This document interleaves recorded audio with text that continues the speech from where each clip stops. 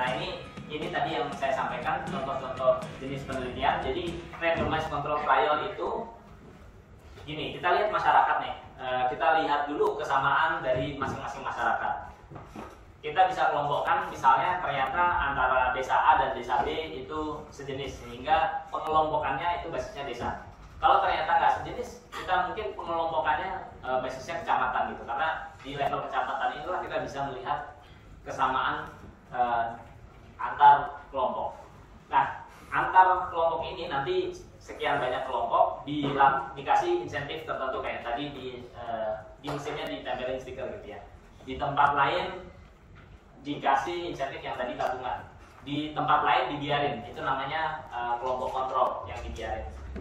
Dicoba sekian lama, dilihat hasilnya. Hasilnya itulah yang dibandingkan. Nah, ini butuh waktu, butuh tenaga dan seterusnya, sehingga cukup mahal dan tapi disebut sebagai gold standarnya. Nah, cara lain begini, cara lain adalah melihat perbandingan antara misalnya ada satu keputusan tertentu dibandingkan dengan sebelum keputusan itu diberikan gitu. Itu bisa dalam lokasi yang sama. Atau cara lain adalah ada keputusan misalnya kalau kita ada peraturan daerah, ada dua daerah yang sangat mirip, yang satu sudah diberikan keputusan aturan tertentu, di satu belum. Nah, ini dibandingkan, itu juga bisa. Cara yang paling sederhana adalah di kelas gitu ya. Seringkali dosen datang seperti ini, kayak saya datang terus nanti di tengah-tengah saya kasih sejenis kuis gitu ya. Kuis itu sebetulnya adalah simulasi dari kehidupan nyata. Misalnya kalian dikasih duit 100 juta, terus ada kondisi seperti ini, apa yang dilakukan gitu ya, dan seterusnya. Jadi masing-masing ini kan semuanya udah pegang laptop. Nah, hasil dari simulasi kelas ini itu merupakan cerminan dari suatu kondisi. Bisa jadi kondisi itu adalah mahasiswa, bisa jadi kalian di awal diceritakan, anggaplah kalian sebagai petani gitu. Jadi kondisi ini mencerminkan petani. Itu yang disebut sebagai eksperimental ya.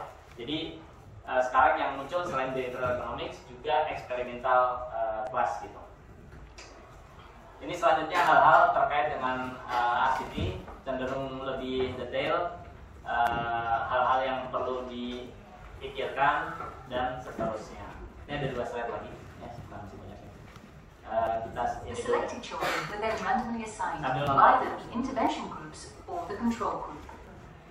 Jadi ada intervensi, ada kontrol group. Kontrol group ini artinya dia nggak ngerti kalau dia lagi diperhatikan akhirnya.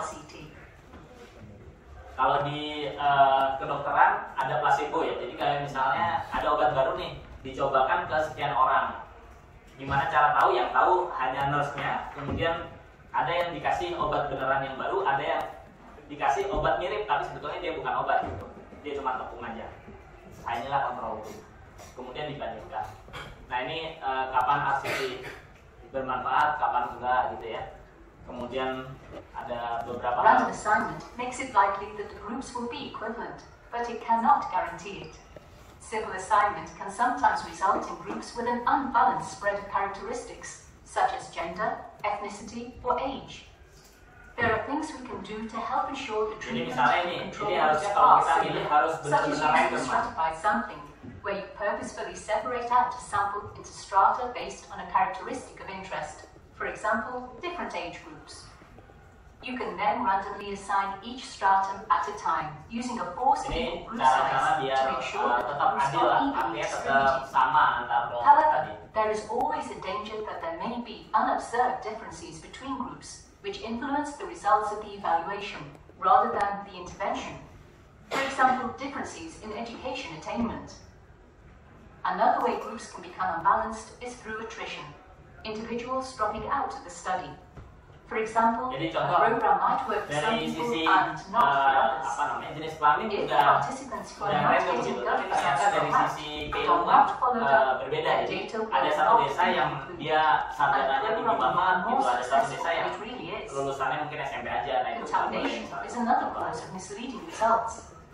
Imagine an evaluation where the results Nah, show ini that contoh the control lain has the contamination. Jadi same misalnya results as the treatment. tadi kelompok ya, It is likely antar that kelompok ternyata mereka saling ngobrol dan mereka ngerti kalau yang satu dikasih, yang satu enggak. Nah, jadi But what if mempengaruhi individuals dari in the hasil control itu. group had actually received the intervention?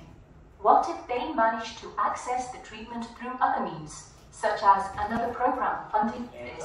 It is important to gather data on the treatments and an ethical issue sometimes raised about RCTs is di whether kasus it lain is juga fair that one group sama will perlu receive an diperhatikan, intervention apalagi which may teman-teman udah improve their mulai lives, tesis while mungkin ya. another will not. However, an RCT is only done when there is not sufficient knowledge about whether or not an intervention is beneficial. In some cases, it is possible to commit to rolling out the program to everyone if it is found to be beneficial. Another ethical issue that must be addressed in RCTs, as in any evaluation, is the issue of informed consent. Participants must be adequately informed about the potential risks and benefits to them, and not coerced or deceived into participating. Ya, It is also kalau essential to mau have bahwa ada protocols in informed place consent to gitu ya, stop dalam masa trial depan that mereka are harus undesigned. setuju bahwa mereka jadi subjek penelitian gitu ya, dan seterusnya. Tapi kalau di RCT lebih dari itu, sebetulnya ada tim ethical yang harus mengeluarkan identifikasinya dulu sebelum hal ini dilaksanakan. Kalau di Indonesia ini belum betul-betul terbentuk, sehingga kita masih menghidup ke kedokteran gitu. Jadi seperti penelitian di kedokteran, kita datang dulu ke mereka akan ngecek apa yang dilakukan dan seterusnya, nanti mereka mengeluarkan rekomendasinya gitu. Nah, kadang juga rekomendasinya hanya menyampaikan bahwa penelitian ini tidak memerlukan rekomendasi dari kami ya, tapi surat yang tertuliskan itu sangat penting, apalagi kalau kita mau ke tahap-tahap selanjutnya. Ini berbagai hal masih tadi, karena contoh kasus paling gampang memang di perpajakan ya, duitnya banyak, terkait banget dengan kondisi orang-orang gitu ya, baik masyarakat maupun petugas pajak. Jadi memang salah satu yang paling banyak di perpajakan. Ini contoh-contoh lebih detail lagi. Some grocery stores Ini in the tambahan aja. Washington, Ada D.C. dua area tambahan. trying to decrease the use of disposable plastic bags by offering 5-cent bonuses if customers brought reusable bags. The policy didn't do that much. Later, they tried a 5-cent tax on plastic bags, and this time people used fewer disposable. Oke, jadi dia sampaikan bahwa sebelumnya dikasih bonus kalau nggak pakai plastik gitu, ternyata nggak efektif, tapi setelah dikasih denda malah jadi efektif. Bags. This is loss aversion. Ada namanya loss aversion That gitu had ya. to pay 5 cents per bag was greater than the benefit of receiving 5 cents per bag. Jadi Some kalau grocery stores in the jadi Washington orang itu penderitaannya lebih keras kalau dia kehilangan dibanding kebahagiaannya yang hanya sedikit kalau dia menerima. Ya kira-kira gitu. Loss aversion.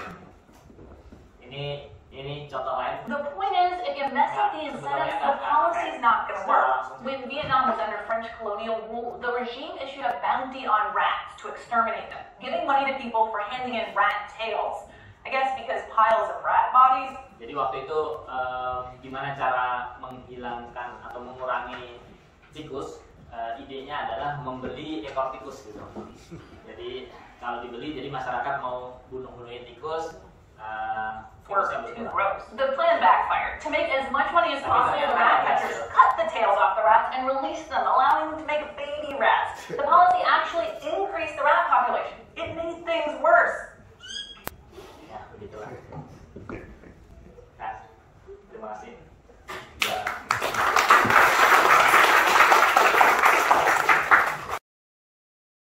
Ya sebenarnya banyak aplikasi ini di misalnya pasar modal ya. Ini kan banyak pemain di sini. Kayak yang tadi ya. Untung 5% sama rugi 5%. Itu rasanya penderitaan tadi yang di padahal skalanya sama gitu ya. Yang rugi 5% rasanya pengen dihindari gitu ya. Padahal sebenarnya sama aja. Untung 5% cicing wae gitu, diam-diam aja. Nah, ada banyak kan ya. Ada herding behavior, ikut-ikutan kayak bebek. Jadi tergantung teman-teman kita. Oke, kita masih ada waktu untuk tanya jawab. Silakan.